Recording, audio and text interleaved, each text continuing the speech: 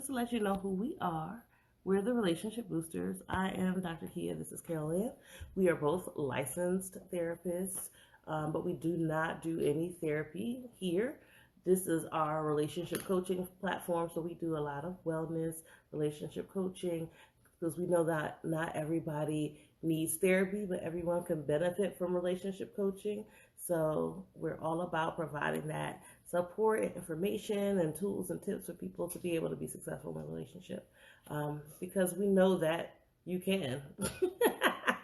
Hey, Queen. Right? You can have the happiest, healthiest relationship that you want, and we want people to be able to access that and have that, especially if you're trying to make sure you stay on that track, if you're trying to make sure you get on that track. We talk about all the things about that. So this morning we'll be focusing on things that keep you single, right? So we know a lot of people that are interested in relationships, but there are certain things that we do that may keep us single when indeed we're not necessarily trying to be in that space, right? We're interested in something more. All right, so are y'all ready? Just drop ready in the comments if you're ready for us to get started with number one. Let's get it. Our number one thing is some people speak life, well, I should say it vice versa. Some people are speaking death over their relationships versus life, right? I know that some people don't believe that you speak things into existence, but it's real life that you can.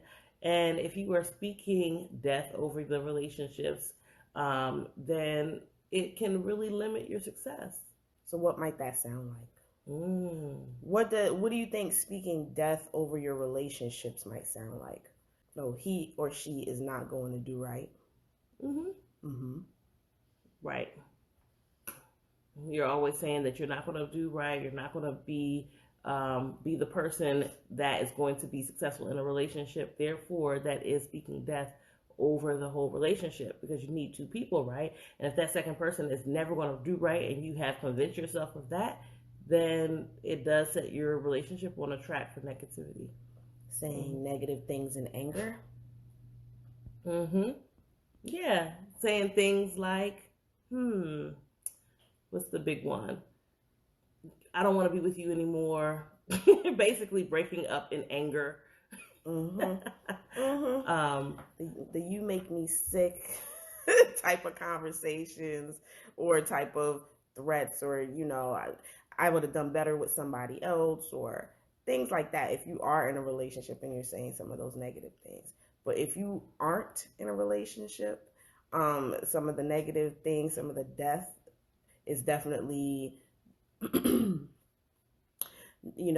well, nobody's ready for somebody like me, or there's nobody out here, or all the good ones are taken anyway.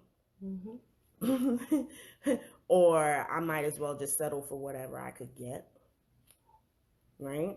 You put those things into your mind, then that's really what you're going to end up attracting. All preconceived notions that aren't directly related to who you're with. Okay, so assumptions, projecting things onto the other person, giving meaning to something they did that actually doesn't mean that at all. Hey, good morning, Serenity Wellness. Yeah, so really, when you're talking about death, it's really about thinking, if you're trying to be in a relationship and you want to be in a relationship, what words are you using? What mindset do you have? What are you actually thinking about that can promote you having the type of relationship that you want, versus saying those things that promote you having the type of relationship that you're trying to avoid, right? Because a lot of people talk about all the things that they don't want. Well, I don't want this. I don't want somebody like this. I don't want to be like this. I don't want to be in this type of relationship. All the things they don't want, they're very clear on that. But knowing what you want and speaking those things is much, much better for your mindset. Your mind can focus on that. If you have no or don't or won't in your positive affirmation, it's not a positive affirmation. Okay, and I think that sometimes people get a little confused with that, but your mind will hear the don't, the won't, and the nots. And you'll be looking for all of those things to justify staying in a specific situation that may or not be helpful for you, right? Right. Right. Mm. Number 2 is staying engaged with your ex. So that's like, saying, how people stay in like fake relationships with their ex. It's like, we're not together, but we're still having sex, or we're not together, but we're spending all our time together. I have no interest in being with him, or her, right? But, they're the first person I'm going to call. We're going to be hanging out every single day. So when you are super duper focused on your ex, it really does limit your ability to move forward, because it's like, what you don't want, right? You keeping this I don't want right here, and all of the I do wants, I am interested in, it blocks it, because now you've dedicated all this time and energy to this person that you're saying that is not really for you for whatever reason. Right. It's really a safety mechanism usually, right? Because it's comfortable. You know that person. It's the devil you know. Right? So if that's comfortable, but it's also something that you don't want, it's time to step out of your comfort zone. Break free. Right? Right. And many people have an issue with this because they already know what they're getting. They don't want any more surprises. It takes a lot of effort to establish a bond with new people, right? It takes time, it takes energy, it takes risk, because you have to open yourself up to these new people. And this other person already knows. They already know don't come at you a particular way. They already know the things that you like. They already know. So it's easy. But it causes problems. Case in point. Oh, what was that show? The Ready for Love, was that it? Ready for Love? Where there was the young lady that was back and forth in her relationship with her ex, but it had been like 3-4 years that she had been back and forth, and the most recent breakup was only like, I don't know, a month before coming on the show, and all the guys were like, they were like, she's fresh. She's fresh out of a relationship. She's still attached to the other thing. Like it really... And she did. She was still calling him to tell her how her dates were going. Really? That's still very engaged with your ex. And they didn't have any children together. This wasn't like, they were co-parenting or something like that, right? Mm-hmm. So those sorts of things will keep you single, because other people will see that as a block. Oh, well, if you still have so much time to be attached to this other person who you say you don't have feelings for, attachment, you have some level of feeling, right? It says you don't have feelings for, then where do I fit in, right? That's part of the mindset that the other person is going to come to you with. Mm-hmm. And then the other thing is when the other person does something that maybe aggravates you, because in real life, I know I see a lot of memes where people think, if you're in a happy relationship, the person, you're always going to be happy every single day, every moment of the day, and they're never going to disappoint you, and all this kind of foolishness is all trash. Fall and break like Humpty Dumpty. You have this other person to fall back on. It's like, this person wasn't for me anyway because they disappointed me, and I still have my ex in my back pocket, so I'm just going to go ahead and spend time with him or her and just continue to relax, right? Back door, you got an exit plan. Mm-hmm. Anytime you have an exit plan, you already set your relationship up. Any new relationship is set up. Anytime there is an exit plan. I know that might not help some people right now, that they don't like to hear that, but it's real life. Because a lot of people have exit plans. They think that it's protecting. It's a protective mechanism. But it sets you up for poor coping habits when you're in a committed relationship. Instead of figuring out a way to problem solve with this person, you've already got in your mind how you're going to exit out every man for themselves kind of idea. How does that build a partnership? How does that help you guys work out the problems that you're going to have, because you're going to have problems? You are going to. What is it? The 68% of couples issues and problems. 68%, right, of couples have perpetual issues and problems. Those are things that you cannot necessarily change about the other person.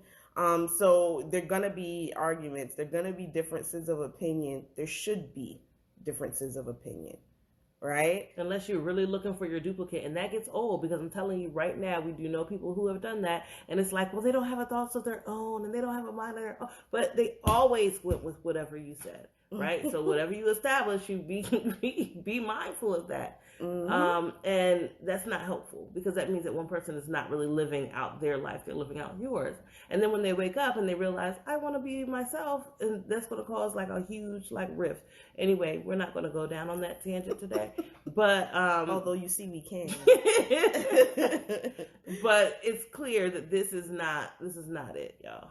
Right. So no backdoor plans. Yes. Point number 3.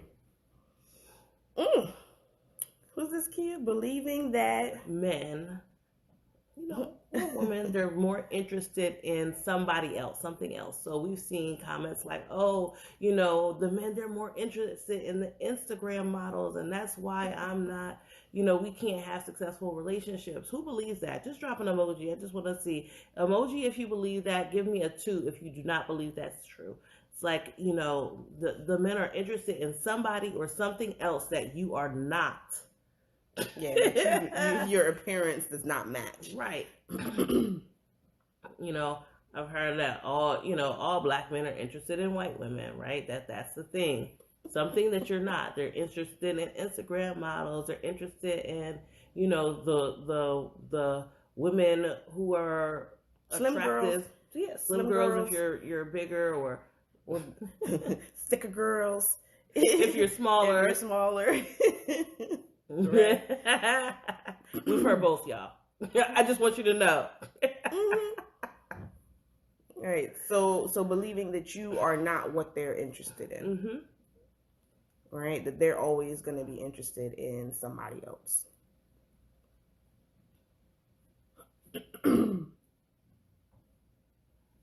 Okay. 2, you don't believe that? That's okay. Good. Yeah, because that's a block. If you don't feel like you are attractive, or you would be attractive to somebody else, that's going to be a problem.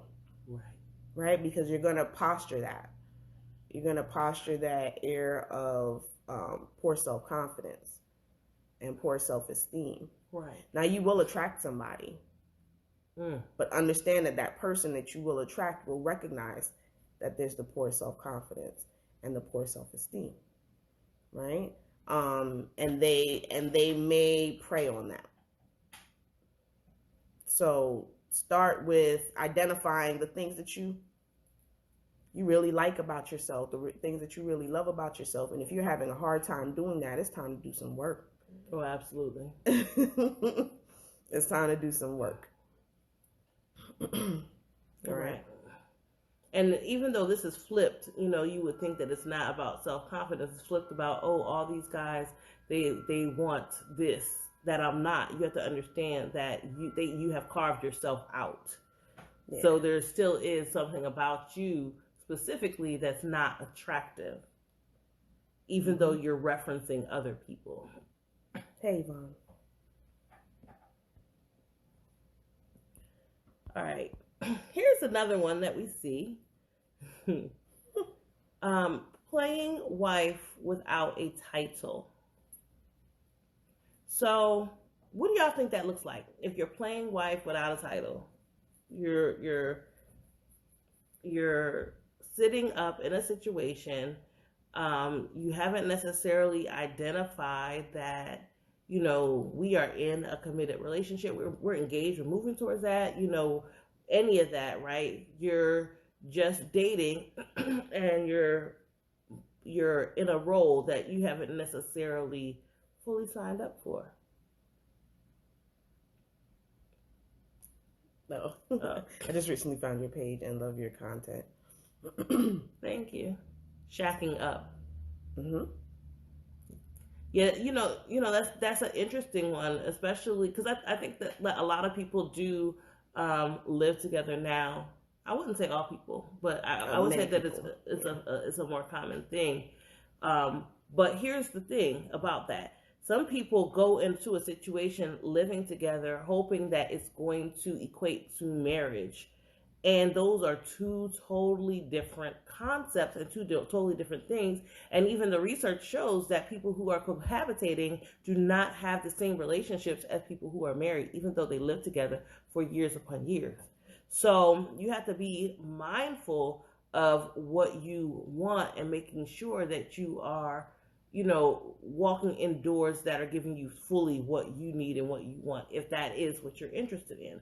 So, yes, if you're giving a lot of access to yourself, or making major adjustments that you might make if you were married, but not necessarily if you were just in a relationship with someone, then you need to be mindful of that. Because what happens is, it may not be that this other person doesn't want to marry you or that they're not interested in marriage. Like, we hear I would say, I think I hear this more from men than I do from women. Actually, I hear them saying, I don't want to rock the boat. Things are going so great right now. I don't want to get married because what if the marriage ruins our relationship? Like, it's like this whole thing of like, oh, don't touch it. Don't mess with it. and plus, and it's old folks saying, right? But a big part of it is very, very true, which is, why buy the cow when you can get the milk for free? Right? I hated that. I hated to saying that. Hated to hear it. But here's the part that rings true. If you're supposed to be progressing towards this goal, but they already get it in month 3 without fully earning it, and this is guys or girls, right? Mm-hmm. If you're getting it or giving it without letting that person grow towards that or earn that, then really what is there to grow towards or earn, right? They see the whole, they get everything picture, and they don't have to commit majorly, right? Because there is a different level of commitment with cohabitation than marriage, and people talk about that. There's a lot of research around that as well, that people that are concerned about commitment, they don't get married, they continue to live with each other. And then you'll hear people on their deathbed, or they're having these major medical issues. It's like, oh, we should get married now. But what has changed? We've been living together for 25, 30 years. We've got children and grandchildren now. And why do you want to get married now? What is the difference to you? Which also goes back to, even though you pretended like marriage was not a big deal, that it really was, because now that you are sick and you're thinking about your life and reflecting, you want to talk about getting married, right? Mm-hmm. So it is important to have those conversations and understand that there are differences, even though people, will lead you to believe that there's not. There are certain situations that I feel could be a carve out. Like, there's certain people that really are wholeheartedly against marriage for specific reasons. And if both of you are in that same space, then that's something different than... So then both of you have discussed this. Right. And both of you absolutely feel this way. Mm-hmm. Right? It isn't that somebody is compromising their belief mm-hmm. in order to please the other person around what they're more passionate about, right? So both of you have to truly be on the same accord with and that. When we say truly, we don't mean like, oh, this is what you want, so I'm going to do it anyway, and I'm just going to agree. We're not talking about and maybe later, but agreement. The back thought is maybe later they'll change their mind. No. It needs to be like, yes, I believe the same thing. I believe that this legal union and whatever is a load of crap, and neither one of us wants to conform to that, and we're both good. Right? It'll be something like that. Not, well, he really doesn't want to, or she really doesn't want to, but it's okay because I love them, and so that's what I'll do, because that grows resentment. Even though you think you're giving, I'm giving and giving and giving, but you're giving and building resentment. Mm-hmm. And it will come out one day. Yes. I'm just here to tell you. Because they're going to be like, did you lie to me this whole time? That this is what you really wanted? Right? It's not authentic. Yvonne, you said, I made it easy for him to not commit or earn anything, but I'm glad for it because I learned that he was a master narcissist, manipulating and emotionally abusing me. We were engaged for the past 4 years. Shaking my head. I'm so happy it didn't work out. Okay, it sounded like that was not the healthiest space to be in for you, but you did take something away from that, and you did learn something, and hopefully not just about him, that you learned something about yourself. Mm-hmm. So that you don't carry certain behaviors into your next relationship, right? Not even just certain fears about that relationship, but that you don't carry certain behaviors that you realize that weren't productive, that you were doing into your next relationship. Absolutely. Yeah. But yeah, so if you're just if you're not requiring somebody to commit as a condition of being with you, then they may not, right? Because it's not a requirement. Mm-hmm. So we all have to be mindful of what our requirements are for other people. So we make sure that because the goal is for us to get what we want.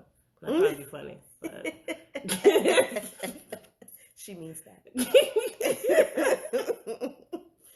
Not at somebody else's expense, but there's certain things that are really important, and so in this situation, for people who are interested in marriage, you have to be mindful of that. Is something that's really important. So I don't want to do things that would lead us to just be in a situation that's stagnant for years upon years, especially if there is no topic or is no talk about marriage, mm-hmm. or if you're in a situation with somebody who is scary about that, right? Because both of those are real. Right. All right. I think number 5 is it's not recognizing your negative cycles. Mm-hmm. So many times people can see other people's negative cycles, but they don't see their own. Mm-hmm. So we get trapped in these patterns that cause us to remain single, even if we're not interested in being single. We want to be in a relationship with somebody, but we're not open and sharing or growing with anyone, right? Every time the relationship gets to a certain level, we're like, oh, it's getting a little too close. Let me back up. And then the other person feels like they're chasing you, right? Because every time it gets really close, now you're backing up. And then, of course, then the question starts to be, well, are you even interested? Because it seems like you're going back and forth.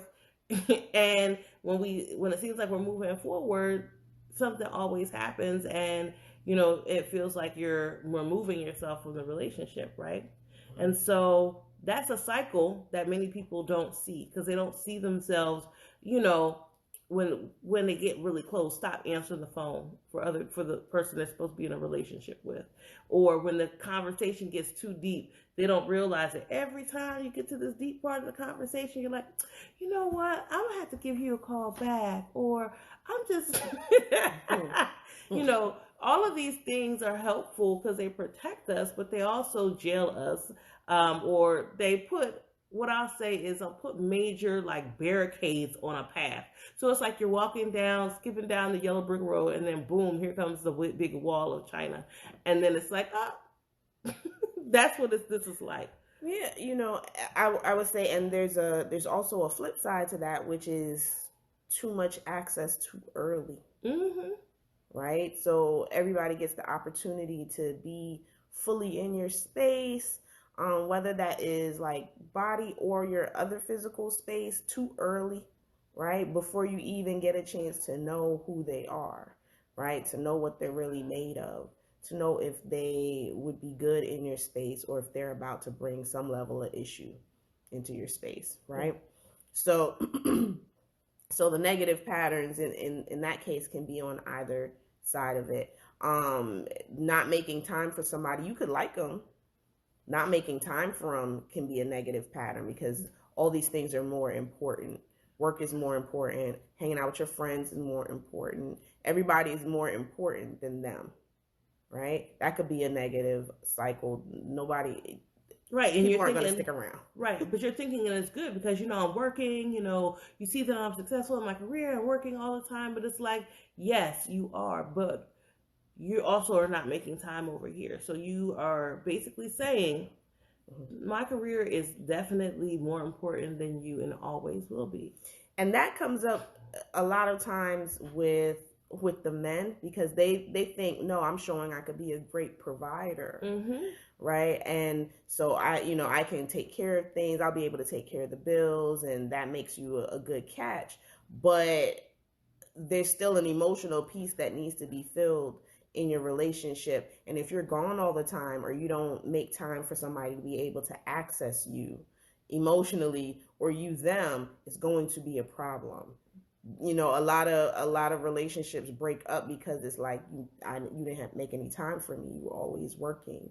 And many people at the end of their life, there's been research on it, at the end of their life, nobody's thinking they should have worked more. Yeah. They're usually like, I should have spent more time with my family, or my children, or my whoever. They actually talk more about quality time with people, right? And having that experience and feeling like they missed out on that because they let something else overshadow it, right? So so that's one pattern that people think that they're doing so good with, but you have to learn balance, right? You have to learn balance. You need both. You can have your career, but you also need to know how to be able to balance building a bond with somebody else. Mm-hmm. And people make a mistake work for a bond, right?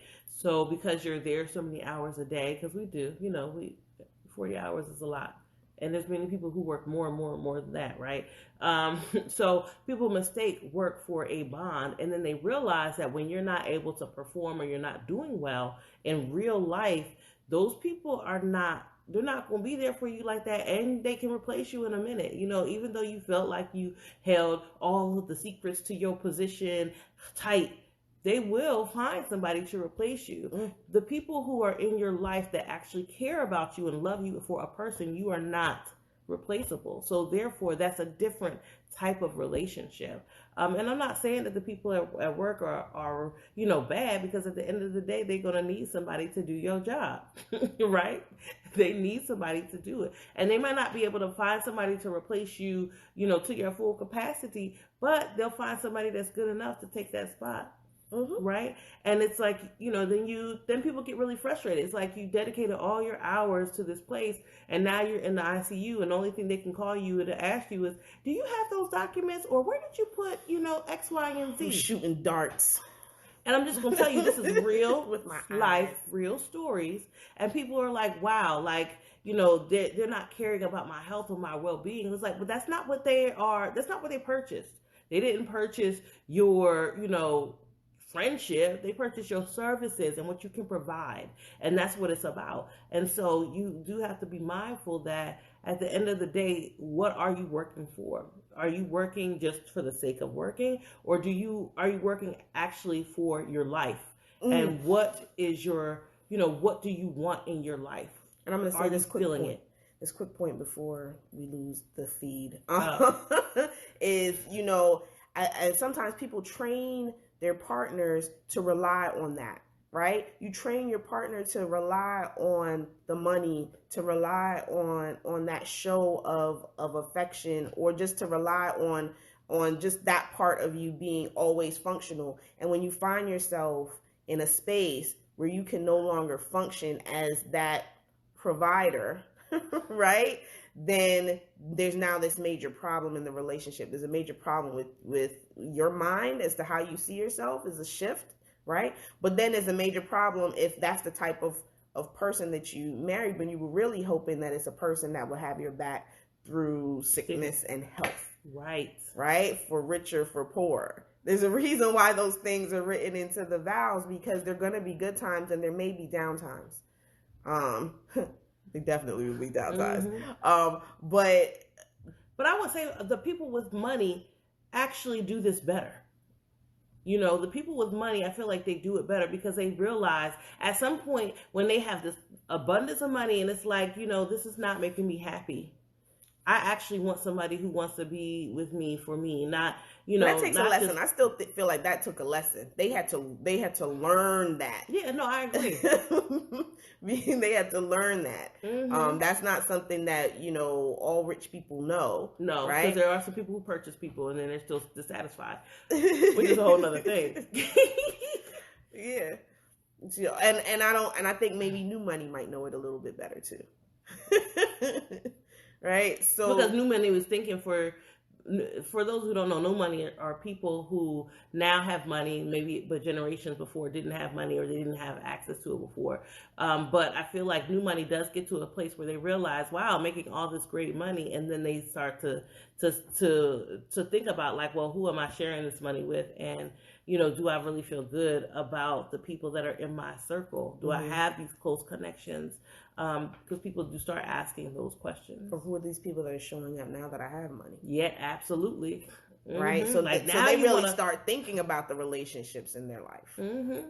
Yeah, and there are some people who have made whole songs about it. If you pay attention, there are people who came into money and they've made whole songs about their friends, who's in their life now, like why are you here now, and the other people that they lost and all that kind of stuff. But people want to have real connections, and that's what we're about, having real connections. We're not into the fakeness. The people who are just here conditionally or conditional love and all that kind of stuff, which does, especially not in an intimate relationship. Like, you might be able to have some friends like that, but in your intimate relationship, if you're talking about marriage, which is supposed to be long-term forever, ooh, that's a long time. You're not talking about somebody who's going to be like, oh, you know what, I don't like that you do that, so I want to go ahead and be with, Tasha down the road, right? That's not what we talk about. So,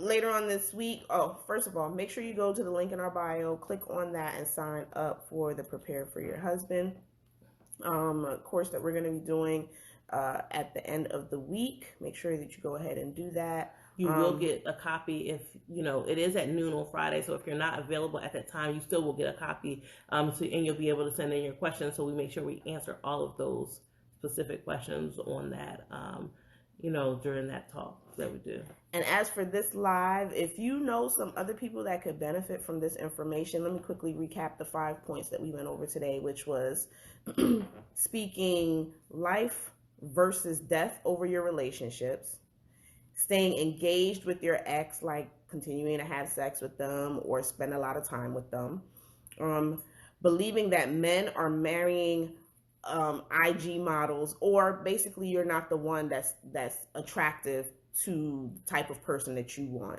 Right? Quality men. Right. Mm-hmm.